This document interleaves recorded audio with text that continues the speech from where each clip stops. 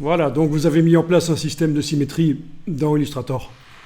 Alors, avec le crayon, si vous dessinez un autre trait, il ne se symétrise pas.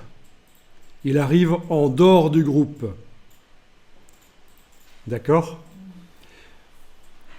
Si vous le déplacez dans le groupe, il va être symétrisé.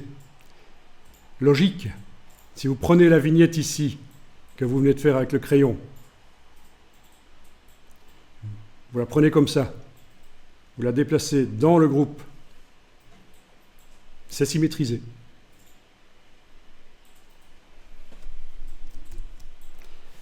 Donc voilà, chaque fois que vous amenez un objet vectoriel, un trait, et que vous voulez qu'il soit symétrisé, il faut le déplacer dans le groupe. Sauf que, et je pense qu'on l'avait vu la fois passée, on peut aussi isoler le groupe, et comme ça, tout ce qu'on fait va d'office être symétrisé, c'est ce qu'on va faire maintenant. Donc, la solution pour qu'un objet soit directement symétrisé, il faut sélectionner le groupe. Donc, par la cible ici, je sélectionne l'entièreté du groupe, voilà. Et puis, il faut aller, avec la flèche noire, sur un des tracés, faire un clic droit. Donc, vous voyez, on survole vraiment le tracé, là, voilà. Clic droit. Et dans le menu, vous demandez « Isoler le groupe sélectionné ». Isoler le groupe sélectionné. Et vous voyez apparaître le fil d'Ariane là au-dessus. C'est le mode isolation. Ça veut dire qu'on ne travaille que sur ce groupe-là dans l'illustration. Vous allez dire peut-être, mais c'est stupide, parce que de toute façon, il n'y avait que ça sur la page. Quel est l'intérêt d'indiquer qu'on ne travaille que sur ça en l'isolant ? Même l'intérêt, c'est que d'office maintenant, quand vous faites quoi que ce soit comme trait, ça se symétrise d'office tout de suite. Et on peut travailler sur l'isolant ? Voilà, c'est ça l'intérêt, c'est de travailler là-dessus. C'est d'office en symétrie, on voit directement ce qu'on fait, c'est parfait. Alors faites attention quand même à ceci. Si vous débordez au-delà de la ligne de symétrie, ça casse tout évidemment. Il ne faut pas déborder au-delà de la ligne verticale. Bon, ben parfait, vous avez vu comment mettre en place une symétrie. C'est une des symétries qui peuvent être mises en place, hein, une symétrie toute simple. On peut faire une symétrie double avec un axe vertical, un axe horizontal. On peut faire une symétrie multiple avec plusieurs axes qui tournent. Comme ça, vous allez pouvoir faire des mandalas, par exemple, dans Illustrator. Il suffira de dessiner sur un des quartiers de tarte et ça se répercute sur tout le reste. Dessiner ou apporter des dessins qui viennent d'ailleurs, qu'on a vectorisés dans un autre document Illustrator, par exemple. Voilà. Alors, on va enregistrer le document ici pour ne pas perdre ça. Donc, vous avez vu le principe.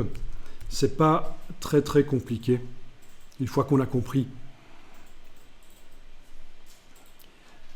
Voilà. Donc,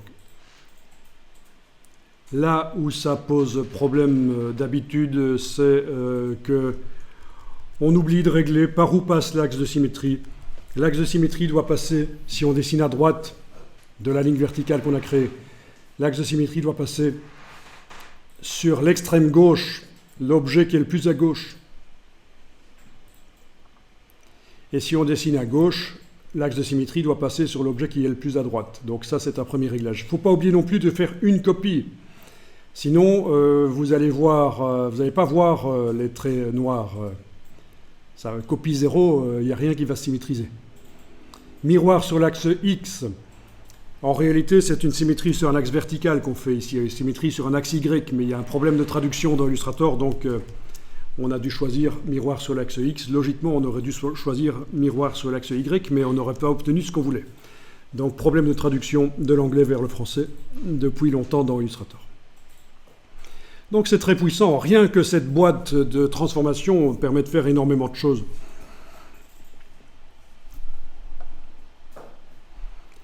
Alors, l'exercice qu'on va démarrer là va consister à prendre une photo d'un animal vu de face.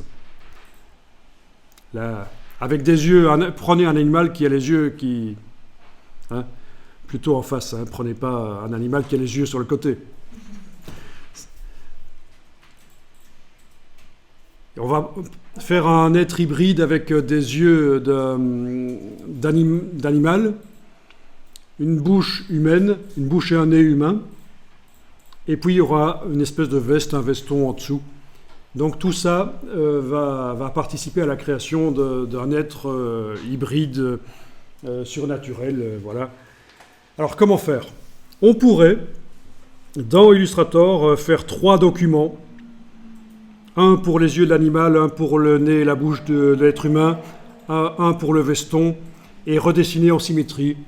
Mais je pense que c'est plus intéressant de faire un premier montage dans Photoshop pour aller positionner les éléments les uns par rapport aux autres à la bonne dimension, au bon positionnement, d'aller faire un montage rapide dans Photoshop avec les 3 images, et utiliser ça en tant que modèle dans un seul document Illustrator. D'accord? Oui, les deux sont possibles. On peut faire les 3 éléments séparément dans Illustrator et les réunir ensemble en tant que vecteur, mais on peut aussi faire le prémontage en Photoshop, et je pense que c'est plutôt ce qu'on va faire, le prémontage en Photoshop.